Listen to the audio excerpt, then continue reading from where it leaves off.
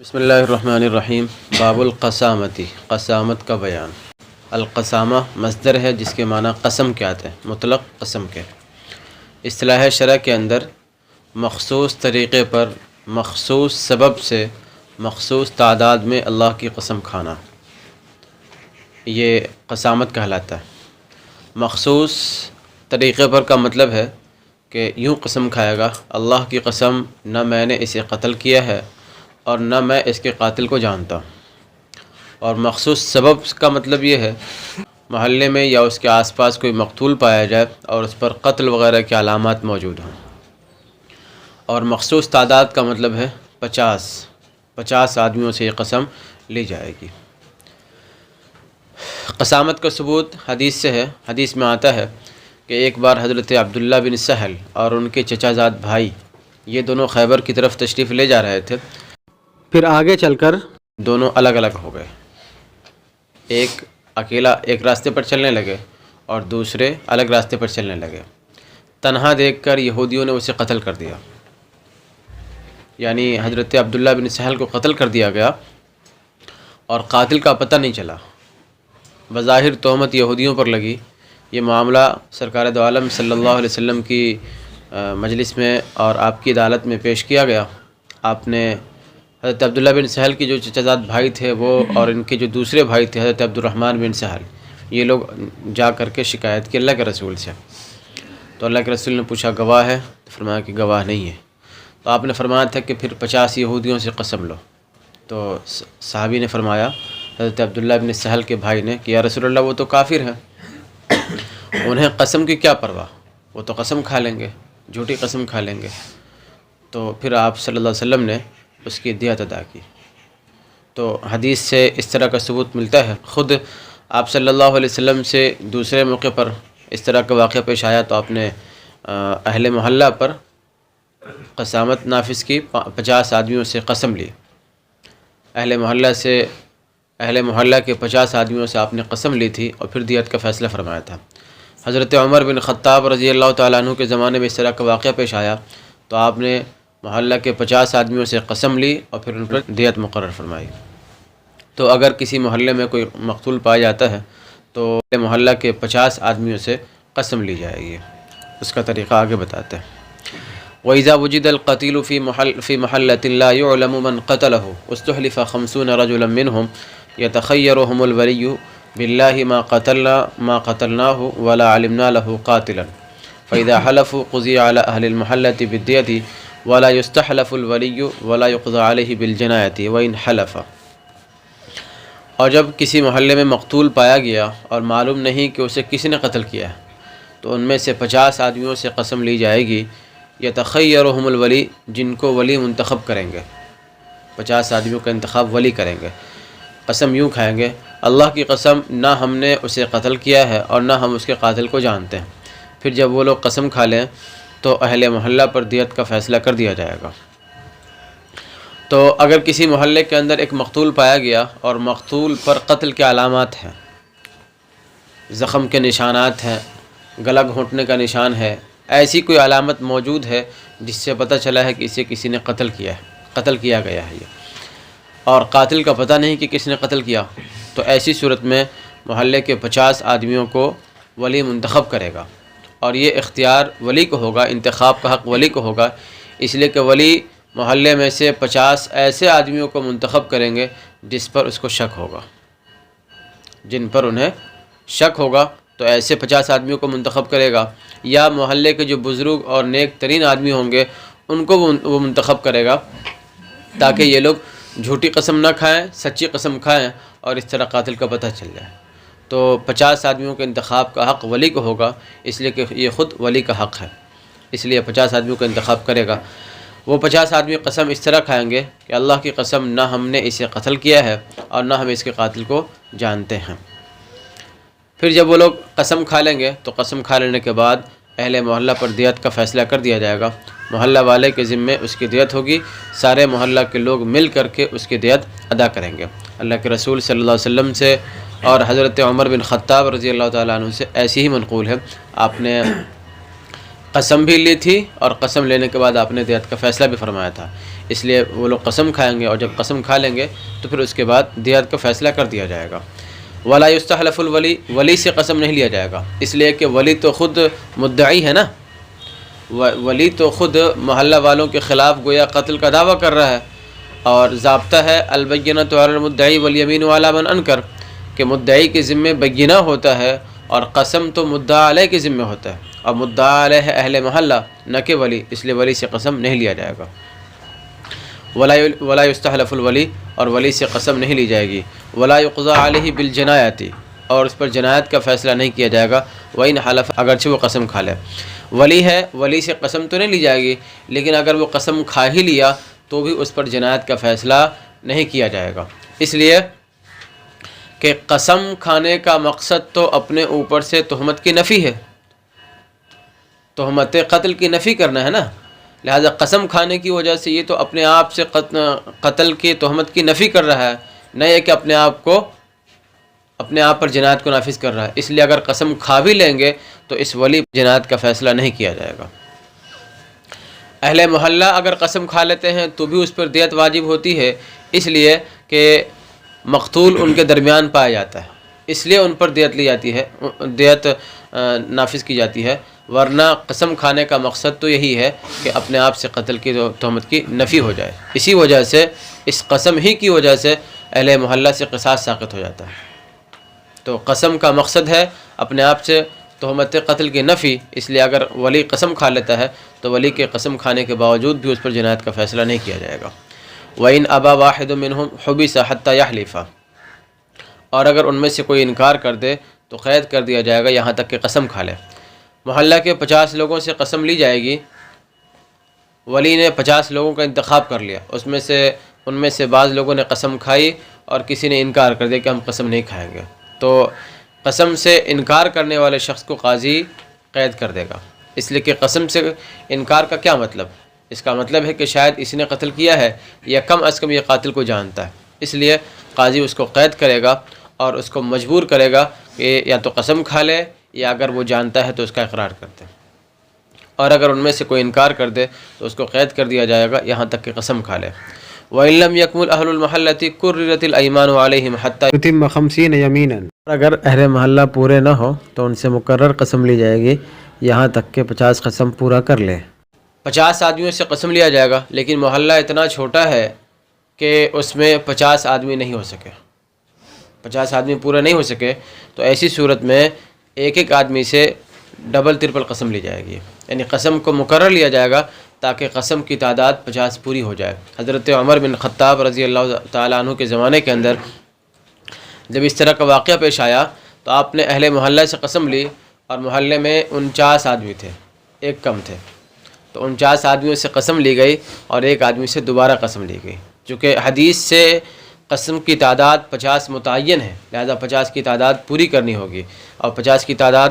اگر 50 آدمی ہیں تو اس طرح پوری کی جائے گی، اور اگر 50 آدمی نہیں ہیں تو ایک آدمی سے مقرر قسم لے کر 50 کی تعداد پوری کر دی جائے گی، اور اگر اہل محلہ پورے نہ ہوں تو قسم ان سے مقرر لی جائے گی یہاں تک کہ 50 قسم پوری ہو جائے۔ ولا يدخل في القسامة صبي ولا مجنون ولا امرأة ولا عبد، اور قسامت میں داخل نہیں ہوگا نہ بچہ، نہ مجنون، نہ عورت، نہ غلام۔ قسم اہل محلہ سے لی جائے گی تو ان 50 آدمیوں کے اندر بچہ شامل نہیں ہوگا، مجنون بھی شامل نہیں ہوگا، نہ عورت ہوگی نہ غلام ہوگا۔ بچہ شامل نہیں ہوگا، مجنون شامل اس لیے نہیں ہوگا کہ بچے کا قول صحیح نہیں ہے، بچے کی بات دوسروں کے بچے کا قول صحیح نہیں ہے، بچہ اہل شہادت میں سے نہیں ہے، اس لیے بچے کی بات غیر معتبر ہوتی ہے، اس لیے ان سے قسم نہیں لی جائے گی۔ قسامت اور اہل محلہ پر دیت جو واجب کی جاتی ہے اس کا مقصد یہ ہے کہ اہل محلہ ہمیشہ چوکنا رہیں اور بحیثیت مجموعی طاقت و قوت سے محلہ کو ہر قسم کے جرائم سے، برائی سے، ہر قسم کے جرم سے پاک رکھیں، یہ اہل محلہ پر ذمہ داری عائد ہوتی ہے۔ اگر کسی محلے میں کوئی ظالم ہے، مظلوم پر ظلم کرتا ہے تو اہل محلہ مجموعی طاقت و قوت سے مظلوم کی مدد کرے اور ظالم کو اس کے ظلم سے روکے، یہ ہر محلے کا ہر محلے کے لوگوں پر یہ ذمہ داری عائد ہوتی ہے۔ کسی محلے میں اگر کوئی مقتول پایا گیا ہے تو اس کا مطلب ہے کہ کسی ظالم نے مظلوم پر ظلم کیا، اور اہل محلہ کے اوپر جو نصرت تھی، اس پر جو مظلوم کی مدد کرنا ضروری تھا، انہوں نے اس میں کوتاہی کی ہے۔ اور ظاہر ہے کہ مظلوم کی مدد مرد کرے گا، آزاد آدمی کرے گا، عورت اور غلام کے ذمے تو ہے نہیں، اس کے بس میں نہیں ہے۔ اس لیے مجنون اور عورت چونکہ اہل نصرت میں سے نہیں ہیں، اس لیے ان لوگوں سے قسم نہیں لی جائے گی، اور قسامت میں داخل نہیں ہوگا بچہ، نہ مجنون، نہ عورت اور نہ غلام، خواہ وہ غلام مدبر ہو یا مکاتب ہو، کوئی بھی شامل نہیں ہوگا۔ وَإِنْ وُجِدَ مَيِّتٌ لَا أَثَرَ بِهِ فَلَا قَسَامَةَ وَلَا دِيَةَ، اور اگر ایک مردہ پایا گیا جس پر کوئی اثر نہیں ہے تو نہ قسامت ہوگی نہ دیت۔ ایک مردہ، ایک مقتول پایا گیا ہے محلے کے اندر، لیکن اس پر قتل کی کوئی علامت نہیں ہے۔ محلے کے اندر ایک مردہ آدمی پایا گیا،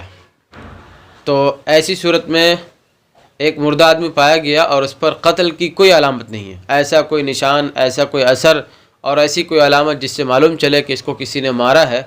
موجود نہیں ہے اس پر، تو پھر اس کو مقتول قرار نہیں دیا جائے گا، اور جب مقتول قرار نہیں دیا جائے گا تو ایسی صورت میں پھر نہ اہل محلہ سے قسم لی جائے گی نہ اس پر دیت ہوگی، اس لیے کہ جب قتل کی کوئی علامت نہیں ہے تو بظاہر ایسا لگتا ہے کہ فطری موت اور طبعی موت مرا ہے، اور ظاہر ہے کہ اگر کوئی طبعی موت مرتا ہے تو پھر اہل محلہ پر نہ قسم ہے اور نہ دیت۔ اس لیے اگر ایسا مردہ پایا گیا جس پر قتل کا کوئی نشان نہیں ہے تو ایسی صورت میں نہ قسامت ہوگی اور نہ دیت۔ وَكَذَلِكَ إِنْ كَانَ الدَّمُ يَسِيلُ مِنْ أَنْفِهِ أَوْ دُبُرِهِ أَوْ فَمِهِ، اور اسی طرح اگر خون بہتا ہو ناک سے یا دبر سے یا منہ سے، مردہ پایا گیا اور مردے کی ناک سے خون بہہ رہا ہے یا اس کے دبر سے خون جاری ہے یا اس کے منہ سے خون بہہ رہا ہے، تو ایسی صورت میں بھی اہل محلہ پر قسم بھی نہیں اور دیت بھی نہیں ہے، اس لیے کہ منہ سے، ناک سے اور دبر سے عادتاً بغیر کسی کے فعل کے بھی خون آتا ہے۔ نکسیر پھوٹ گیا کسی کو تو خون آنے لگتا ہے، ظاہر ہے کہ دوسرے کا کوئی اس میں عمل دخل نہیں ہے۔ کسی کو بواسیر یا اس طرح کوئی مسئلہ ہو گیا تو اس کے دبر سے خون آنے لگتا ہے، منہ سے بھی خون آ جاتا ہے، تو عادتاً ان راستوں سے بغیر کسی عمل اور بغیر کسی فعل کے بھی خون آتا ہے، لہٰذا ان راستوں سے آنے والے خون کو قتل کی علامت قرار نہیں دیا جائے گا، اور جب قتل کی علامت نہیں تو وہ شخص مقتول نہیں، اور جب مقتول نہیں تو پھر نہ قسامت اور نہ دیت۔ فَإِنْ كَانَ يَخْرُجُ مِنْ عَيْنَيْهِ أَوْ أُذُنَيْهِ فَهُوَ قَتِيلٌ، اور اگر خون اس کی دونوں آنکھوں یا کان سے بہہ رہا ہے، نکل رہا ہے، تو مقتول ہے، اس لیے کہ آنکھ سے خون آنا، کان سے خون آنا یہ عادتاً بغیر کسی فعل کے نہیں ہوتا ہے، کوئی نہ کوئی سبب ہوتا ہے، کوئی نہ کوئی چوٹ ہوتی ہے، کوئی ضرب ہوتی ہے، جب جا کر کے خون آتا ہے، لہٰذا آنکھ سے اور کان سے آنے والا خون یہ اس کے قتل کی علامت ہوگی۔ یوں سمجھا جائے گا کہ ظالموں نے اسے بہت شدید پٹائی کی ہے اس کی، اور اس ضرب شدید کے نتیجے میں اس کی موت واقع ہو گئی ہے، اور اسی کی وجہ سے اس کا خون آ رہا ہے، لہٰذا مقتول قرار پائے گا، اور جب مقتول قرار پائے گا تو اہل محلہ سے قسم بھی لی جائے گی اور دیت بھی اس پر واجب کی جائے گی۔ وَإِذَا وُجِدَ الْقَتِيلُ عَلَى دَابَّةٍ يَسُوقُهَا رَجُلٌ فَالدِّيَةُ عَلَى عَاقِلَتِهِ دُونَ أَهْلِ الْمُحَلَّةِ وَإِنْ وُجِدَ الْقَتِيلُ فِي دَارِ إِنسَانٍ فَالْقَسَامَةُ عَلَيْهِ وَالدِّيَةُ عَلَى عَاقِلَتِهِ، اور جب مقتول پایا گیا کسی چوپایا پر جس کو کوئی آدمی ہانک رہا ہے تو دیت اس کے عاقلہ پر ہوگی، نہ کہ اہل محلہ پر، اور اگر مقتول پایا گیا کسی انسان کے گھر میں تو قسامت اس پر ہوگی اور دیت اس کے عاقلہ پر ہوگی۔ یہ دو مسئلے ہیں، ایک مسئلہ ہے کہ مقتول پایا گیا ہے کسی جانور پر، گدھا پر یا گھوڑے پر، اور اس گھوڑے کو، اس گدھا کو کوئی آدمی ہانک رہا ہے۔ دوسرا مسئلہ ہے کہ مقتول کسی انسان کے گھر میں پایا گیا۔ ہم پہلے دوسرے مسئلے کو دیکھ لیتے ہیں، اس کے بعد پہلے مسئلے کو دیکھیں گے۔ مقتول اگر کسی انسان کے گھر میں پایا گیا ہے تو قسامت خود اس اہل خانہ پر ہوگی، اس اہل خانہ سے ہی قسم لی جائے گی، محلے والوں سے قسم نہیں لی جائے گی، اس لیے کہ جو گھر کے افراد ہیں وہی بمنزلہ محلہ اور مصر کے، جو گھر کے افراد ہیں وہی در حقیقت اہل محلہ اور اہل مصر کے درجے میں ہیں، لہٰذا قسم خاص طور سے انہی گھر کے افراد سے لی جائے گی، گھر کے جو افراد ہیں انہی سے قسم لی جائے گی، محلہ کے دوسرے افراد اس میں شامل نہیں ہوں گے۔ اور جب مقتول کسی کے گھر میں پایا گیا ہے تو ظاہر یہ ہے کہ قتل بھی وہیں پر ہوا ہے اور قاتل وہی لوگ ہیں، اس لیے قسم انہی سے لی جائے گی اور دیت ان کے عقلہ پر ہوگی، محلہ کے دوسرے افراد شامل نہیں ہوں گے۔ اب پہلا مسئلہ، مقتول اگر کسی جانور پہ پایا گیا ہے، مقتول اگر کسی جانور پر پایا گیا ہے اور جانور کو کوئی آدمی ہانک رہا ہے تو ایسی صورت میں قسم خود اس آدمی پر ہوگی، اہل محلہ پر نہیں ہوگی، اس لیے کہ مردہ اس کے قبضے میں ہے، جانور اس کے قبضے میں ہے، ظاہر یہ ہے کہ اس کا قاتل یہی ہے۔ جیسے اگر کسی کے گھر میں مردہ ہو تو ایسی صورت میں قسم خود اہل خانہ سے لی جاتی ہے، اس لیے کہ گھر اس کے قبضے میں ہے، تو ظاہر ہے کہ قاتل وہی ہے، اس لیے قسم اس سے لی جائے گی۔ اسی طریقے سے جب یہاں پر ایک جانور پر مردہ ہے، مقتول ہے، اور اس جانور کو ایک آدمی ہانک رہا ہے، وہ جانور اور وہ مردہ اس کے قبضے میں ہے، تو ظاہر یہ ہے کہ اس کا قاتل یہی ہے۔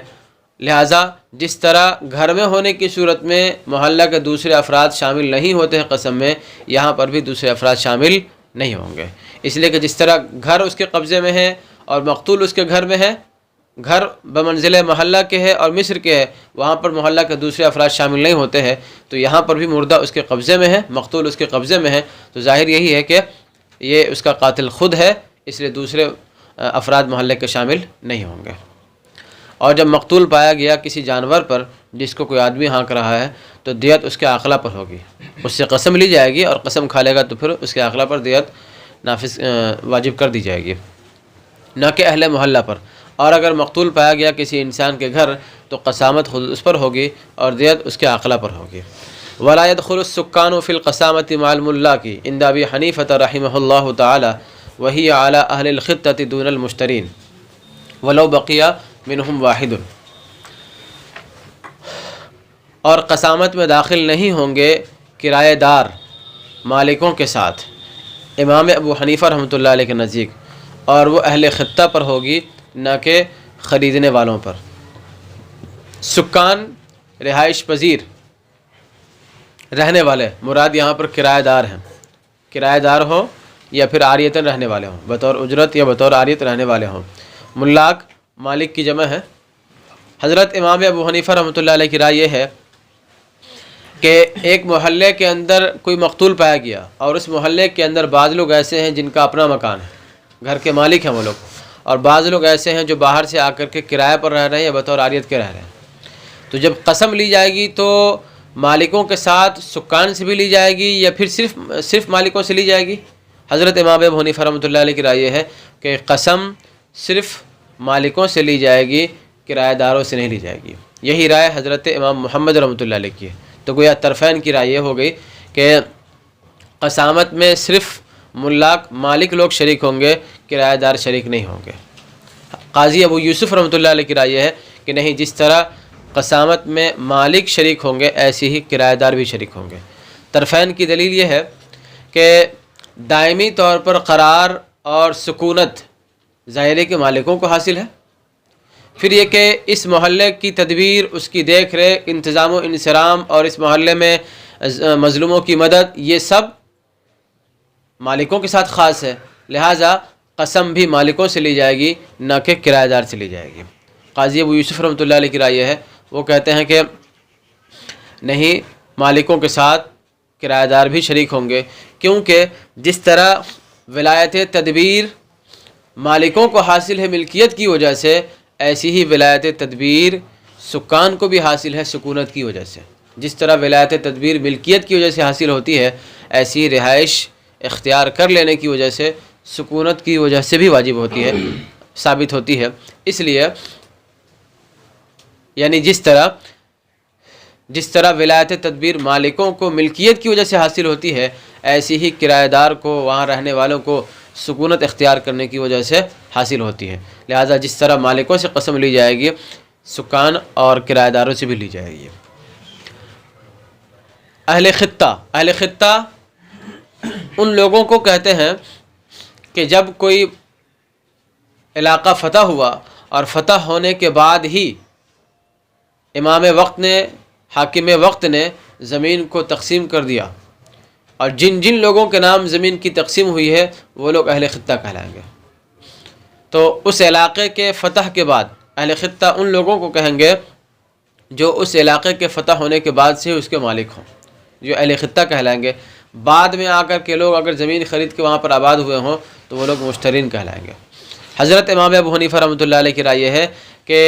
اہل خطہ اور مشتری دونوں موجود ہو کسی محلے کے اندر تو قسم اصل میں اہل خطہ کو، یعنی قسم جو اگر کسی محلے میں اہل خطہ اور مشتری دونوں لوگ موجود ہوں تو قسم اہل خطہ سے لی جائے گی، مشترین سے نہیں لی جائے گی، اس لیے کہ ظاہر ہے کہ ولایت تدبیر اہل خطہ کو حاصل ہے نہ کہ مشتری کو، اس لیے اہل خطہ سے لی جائے گی، مشتری سے نہیں لی جائے گی۔ لیکن قاضی ابو یوسف رحمۃ اللہ علیہ کی رائے یہ ہے کہ یہاں پر بھی اہل خطہ کے ساتھ ساتھ مشتری لوگوں سے قسم لی جائے گی۔ اور کرایہ دار داخل نہیں ہوں گے قسامت میں مالکوں کے ساتھ امام ابو حنیفہ رحمۃ اللہ علیہ کے نزدیک، اور وہ اہل خطہ پر ہے نہ کہ مشتریوں پر۔ ولو بقی واحد منہم، اگرچہ ان میں سے کوئی باقی رہ گیا ہو، یعنی اہل خطہ اگر 50 پورے نہ ہو سکے تب بھی مشتری اس میں داخل نہیں ہوں گے، 50 کی تعداد اگر پوری کرنی ہے تو ان میں سے کسی سے مقرر قسم لی جائے گی۔ وَإِنْ وُجِدَ الْقَتِيلُ فِي سَفِينَةٍ فَالْقَسَامَةُ عَلَى مَنْ فِيهَا مِنَ الرُّكَّابِ وَالْمَلَّاحِينَ، اور اگر مقتول کشتی میں پایا گیا تو قسامت ان لوگوں پر ہوگی جو اس میں ہیں سواروں اور ملاحوں میں سے۔ کشتی کے اندر اگر کوئی مقتول پایا گیا ہے، کشتی کے اندر دوسرے سوار ہیں اور ملاح لوگ ہیں، تو ظاہر ہے کہ کشتی ابھی انہی لوگوں کے قبضے میں ہے۔ تو جس طرح گھر میں پائے جانے کی صورت میں اہل خانہ پر قسم ہوتی ہے، ایسی ہی کشتی میں پائے جانے کی صورت میں کشتی میں جو لوگ موجود ہیں، ملاح ہو یا سوار ہو، ان سب سے قسم لی جائے گی اور قسامت ان پر ہوگی۔ اور اگر مقتول کشتی میں پایا گیا تو قسامت ان لوگوں پر ہوگی جو کشتی میں ہیں سواروں اور ملاحوں میں سے۔ پھر اس کے بعد اگر وہ لوگ قسم کھا لیں گے تو ان کے عقلہ پر، اگر قتل عمد کا دعویٰ ہے ولی کو تو خود ان پر، اور اگر قتل خطا کا دعویٰ ہے تو ان کے عقلہ پر۔ تمام صورتوں کے اندر محلے کے اندر یا اور کہیں پایا گیا، اگر قتل عمد کا دعویٰ ہے تو خود مدعا علیہ پر، اور اگر قتل خطا کا دعویٰ ہے تو عقلہ پر۔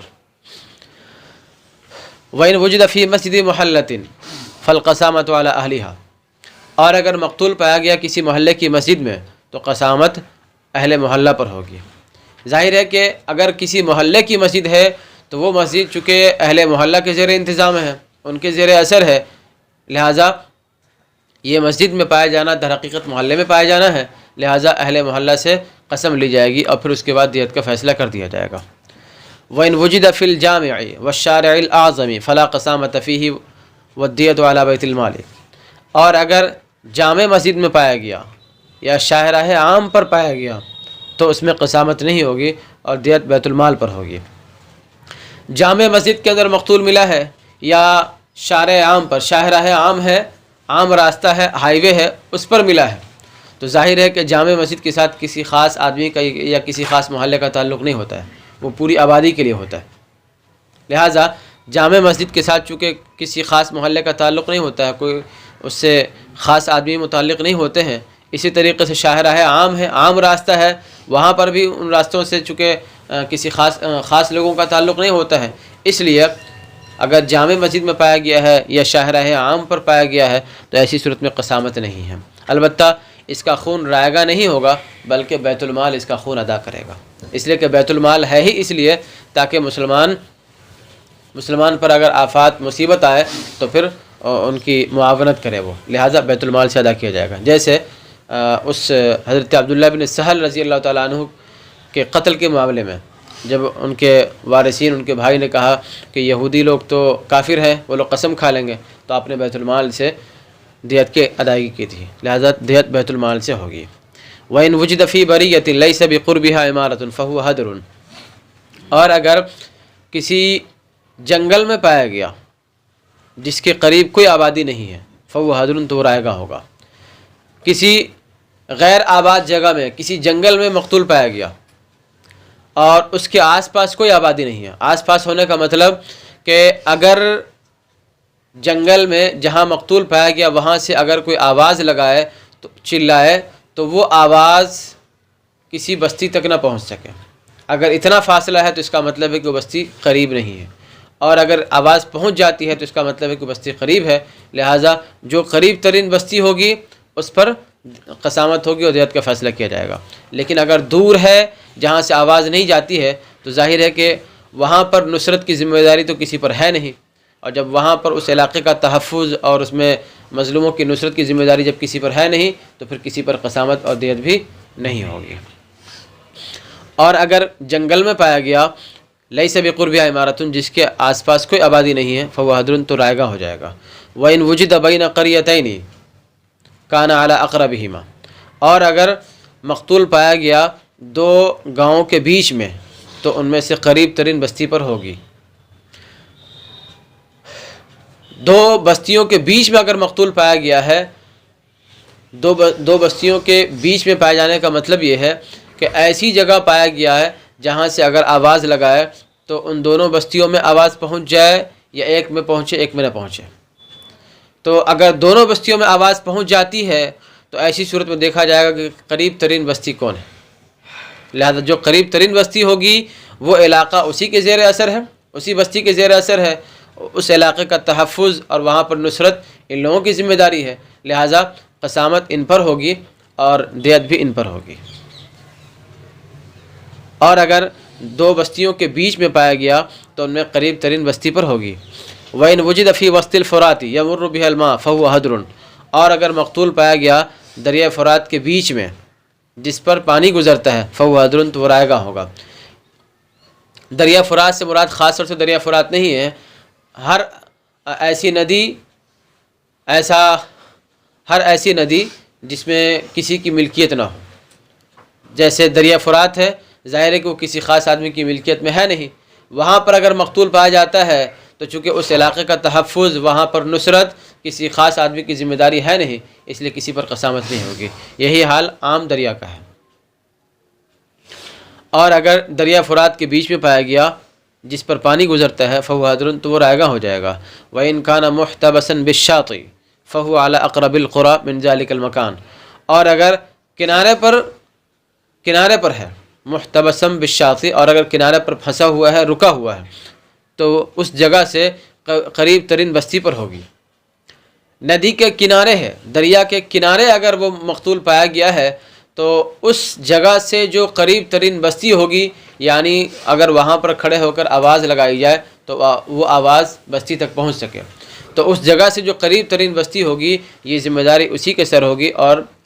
اس بستی والوں سے قسم لی جائے گی اور اس پر دیت نافذ کی جائے گی، اس لیے کہ جب یہ جگہ بستی کے قریب ہے تو گویا یہ کنارہ اس بستی کے زیر اثر ہے، یہ اسی بستی کے لوگ آتے جاتے ہوں گے، اس علاقے کا تحفظ اور اس کی نصرت انہی کے ذمہ ہے، لہٰذا قسم بھی انہی کے ذمہ ہوگی۔ اور اگر کنارے پر پھنسا ہوا ہے تو وہ اس جگہ سے قریب ترین بستی پر ہوگا۔ وَإِنِ ادَّعَى الْوَلِيُّ عَلَىٰ وَاحِدٍ مِّنْ أَهْلِ الْمُحَلَّةِ بِعَيْنِهِ لَمْ تَسْقُطِ الْقَسَامَةُ عَنْهُمْ وَإِنِ ادَّعَىٰ عَلَىٰ وَاحِدٍ مِّنْ غَيْرِهِمْ سَقَطَتْ عَنْهُمْ، اور اگر ولی نے اہل محلہ میں سے کسی متعین آدمی پر دعویٰ کیا تو قسامت اہل محلہ سے ساقط نہیں ہوگی، اور اگر ان کے علاوہ کسی آدمی پر دعویٰ کیا تو قسامت ان سے ساقط ہو جائے گی۔ صورت مسئلہ یہ ہے کہ ایک محلے میں ایک مقتول پایا گیا ہے اور مقتول کے ولی نے اسی محلے کے ایک آدمی پر، خاص طور سے ایک متعین آدمی پر قتل کا دعویٰ کیا اور کہا کہ فلاں آدمی قتل ہو گیا، لیکن اس کے پاس اس پر ثبوت موجود نہیں۔ اگر ثبوت موجود ہے، گواہ موجود ہے، تو ظاہر ہے کہ اس کے خلاف فیصلہ ہو جائے گا، لیکن ثبوت موجود نہیں ہے تو کیا کسی ایک متعین آدمی پر ظن غالب کے ساتھ،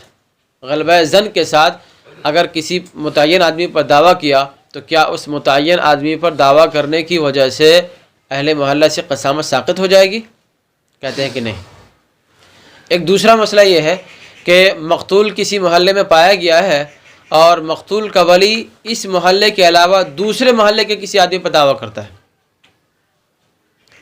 تو پہلی صورت میں جبکہ خود اسی محلے کے ایک فرد کے خلاف دعویٰ کرتا ہے، ایسی صورت میں قسامت ساقط نہیں ہوگی، لیکن اگر کسی دوسرے محلے کے، مثلا پایا گیا ہے مقتول اس محلے میں اور دعویٰ ہے دوسرے محلے کے کسی فرد پر، تو ایسی صورت میں اس محلے سے، جس محلے میں مقتول پایا گیا ہے، قسامت ساقط ہو جائے گی۔ پہلی صورت میں ساقط نہیں ہوگی اور دوسری صورت میں ساقط ہو جائے گی۔ مسئلہ یہ ہے کہ ایک محلے میں ایک مقتول پایا گیا اور مقتول کے ولی یہ دعویٰ کرتے ہیں کہ اس محلے کا ایک متعین آدمی ہے، فلاں آدمی نے قتل کیا ہے،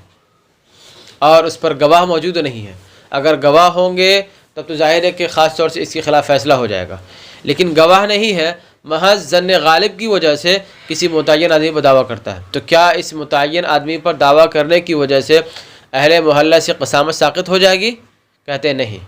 کیوں؟ اس لیے کہ کسی متعین آدمی پر دعوی قتل اہل محلہ پر دعوی قتل کے منافی نہیں ہے، اس لیے کہ دعوی قتل تو اسی محلے کے ایک فرد پر ہے نا، لہذا دعوی قتل اس محلے سے تجاوز نہیں کیا، جب محلے سے تجاوز نہیں کیا محلے ہی پر ہے، اس لیے اہل محلہ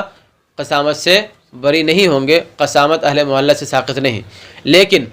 اگر دعویٰ اس محلے کے علاوہ دوسرے محلے کے کسی فرد پر ہے، مثلا مقتول پایا گیا اس محلے میں اور ولی کو دعویٰ ہے کہ اس مقتول کا قاتل دوسرے محلے کا ایک فرد ہے، تو دعوی قتل چونکہ اس محلے سے تجاوز کر کے دوسرے محلے میں چلا گیا، لہذا اس محلے سے قسامت ساقط۔ اور اگر ولی نے محلے کے کسی ایک متعین آدمی پر قتل کا دعویٰ کیا تو قسامت ساقط نہیں ہوگی ان سے، اور اگر ان کے علاوہ کسی ایک آدمی پر دعویٰ کیا تو قسامت ساقط ہو جائے گی۔ وَإِذَا قَالَ الْمُسْتَحْلِفُ قَتَلَهُ فُلَانٌ اُسْتُحْلِفَ بِاللَّهِ مَا قَتَلْتُ وَلَا عَلِمْتُ لَهُ قَاتِلًا، اور جب قسم کھانے والے نے کہا کہ اس کو فلاں نے قتل کیا ہے تو اس سے قسم لی جائے گی کہ اللہ کی قسم نہ میں نے اسے قتل کیا ہے اور نہ فلاں کے علاوہ اس کا میں قاتل جانتا ہوں۔ ایک محلے میں مقتول پایا گیا تو مقتول کے پائے جانے کی صورت میں اس سے قسم لی جائے گی اس محلہ سے،